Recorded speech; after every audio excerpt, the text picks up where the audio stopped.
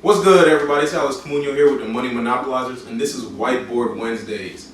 I'm pretty much going to be using this as a segment to really kind of visually explain a financial concept rather than we do the podcast and we do the graphics, we do all that. I think this is another medium that will help a lot of people and be able to help a lot of people understand some certain concepts a lot better. So I'm going to be trying to do this as much as I can. Ideally, I'd release one every Wednesday, but got a lot going on, so we'll see how that goes. But that's kind of the idea with this. So for this first segment, or for this first episode, I wanted to touch over a really topic that's I'm really passionate about, which is financial freedom. And I kind of wanted to just go over that and explain what that is and how that looks for people, right? So what is financial freedom? So financial freedom is the ability to maintain your lifestyle without necessarily needing to trade in your time for money, right? So there's two types of incomes. You got earned income and you got passive income, right? Earned income is any income that you generate from trading in your time for it, right? So if I work a 9-to-5 job and I sit in a cubicle or whatever the case may be, and I depend on a paycheck and I expect a paycheck every 2 weeks or whatever the case, that is earned income. I'm trading in my time to be compensated by a paycheck, right? If I'm a real estate agent or a salesperson, I am working for commission, right? So that's earned income too, trading in my time for that commission. If I'm a waiter or waitress, working for those tips, trading in my time for that, right? So that's all types of earned income. On the other hand, you got passive income. So passive income is, conversely the opposite of earned income. Any income you can get without trading in your time for it, right? So a lot of times, I should have wrote this first, actually. This is what we're talking. What is financial freedom? So a lot of times, you hear people say time equals money, right? When we're talking passive income, like I said, it's converse, right? Conversely. So time does not equal money when we're talking passive income. Passive income you can earn while you're sleeping. You can earn it, doing anything. You can earn it anytime, right? It don't matter. So that's the difference between passive income and earned income. So what I kind of want to do is go through how cash flows for a poor / middle class person and how cash flows for a wealthy person. And that way, I think you'll really be able to understand the concept then, right? So that's what I'm gonna kind of do. So how I'm gonna do it, I'm gonna pretty much use income statements and balance sheets, right? So what is an income statement and a balance sheet? Income statements, keeping it simple, right? Income statements are pretty much just anything that shows money, how money is coming in and what is being allocated to, right? So you have your income and expenses. That's essentially what an income statement is. A balance sheet, it shows, what you owe or what you own, your assets, and what you owe, liabilities, right? So that's, keeping it simple, that's essentially what it is. If you want a more detailed answer, go talk to an accountant. But yeah, so let's kind of get into that. So like I said, I'm gonna explain how does it look for the poor middle class and then how does it look for wealthy, right? So for poor and middle class, right, this is how does cash flow in terms of a income statement and balance sheet. So poor and middle class, right? So you have your income statement. I'm gonna draw that. Income statement.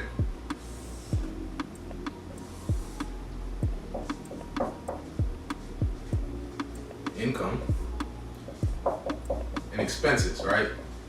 So that's essentially what an income statement is, right? And then you have your balance sheet.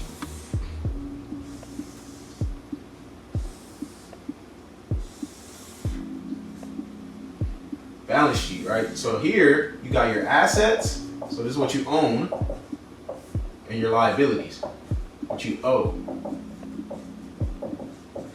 right? So how does cash flow for the poor middle class person? So most poor, actually all poor slash middle class people have this thing right here, right? A JOB. They got a JOB. And from that JOB, they get income in the form of a salary. So these arrows I'm gonna draw represent the flow of cash, right? So from here, typically what happens then, poor and middle class people use the money they earn from their jobs, their salary, to get them some of these, right? Some liabilities. What are liabilities? Liabilities are anything that takes money out of your pocket, right? That's all it is. So what liabilities are poor and middle class people purchasing? Houses, right? So they got mortgages. Buying cars. Obviously they got consumer debt, credit cards, right? Those are the primary ones. Obviously there's a lot more, but just keeping it simple, those are the primary ones. So that's how cash is flowing. They get money from their job, they buy liabilities, and from here, now that money has to come here, right? Because from these liabilities, what does that mean? If I got a mortgage, well, I got a mortgage payment. I use my money from my job to go buy a house, and now I inherit a mortgage, so I got a mortgage payment, right? Same thing for the car. I got a whip, so now I got a car note. Got a credit card, so I got credit card payments. Oops. So from there, what happens next? Well, the cycle continues. They get more money from their job, they go buy more liabilities, and they get more expenses. What does that mean? That puts them in the infamous rat race. You don't want to be in there.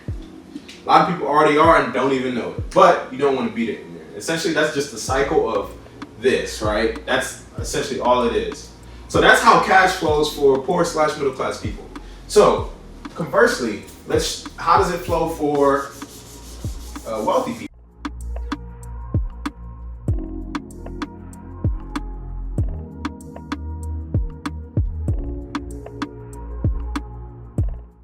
So how does cash flow? I'll get that later. How does cash flow for wealthy people, right? So wealthy people, they too have a job. They don't need to, and I'll get to that in a second, but they do. Wealthy people have multiple streams of income, right? They say most millionaires are said to have 7 streams of income, right? They got earned income, capital gains income, tax income, profit income, royalty income, rental income. It's a bunch of different types of incomes they have, right? But earned income just happens to be one of them. And for the purposes of this, for this example of financial freedom, let's just say earned income, we're gonna use earned income for this example, right? So they have a job that gives them a salary, right? Same thing as poor slash middle class people, they got a salary. So from here, how's cash flowing now? And so look, if you don't get anything from anything I ever say, any podcast we ever do, any video I ever do, any graphic we ever put out, anything, understand one thing. This is the only thing you literally need to ever know if you want to be wealthy. The difference between wealthy people and poor slash middle class people is that wealthy people spend their life purchasing these, right? Assets. So what are assets? Assets, keeping it simple, are anything that puts money in your pocket, right? So what kind of assets are wealthy people buying? Well, rental property. That's one of them. Rental property. They're buying stocks, obviously. They're buying bonds. They're buying intellectual property. Yeah, they're buying all those different types of assets. All those things are putting money in their pocket, right? So how's cash flowing from here? So from here, these assets generate income, right? How does this income look? Well, rental property gives you rent. Cash flow, stocks give you quarterly dividends. Bonds give you interest payments. IP, intellectual property, that's anything you own the rights to, that gives you royalties, right? So this income is being generated by their assets.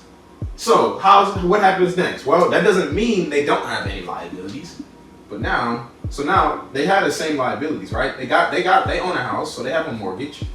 Both people have a mortgage. They own cars, very nice cars, so they have car notes, right? Most of them don't have consumer debt, because usually you only take out consumer debt if you want something you can't afford and you don't need. So yeah. So from here, I mean, they got the same expenses. They got mortgage payments every month. Mortgage payments. They have car notes. They got car notes, right? They got the same expenses. But the difference is now this income here is paying for these expenses, right? That's where the money is coming from. They're not using the job. They're using assets that produce income to pay for their expenses, right? And so what does that mean? That means they don't need this anymore. You get enough of these, you don't need this, right? And that's the difference between wealthy people and poor/middle class people. So that's what financial freedom is.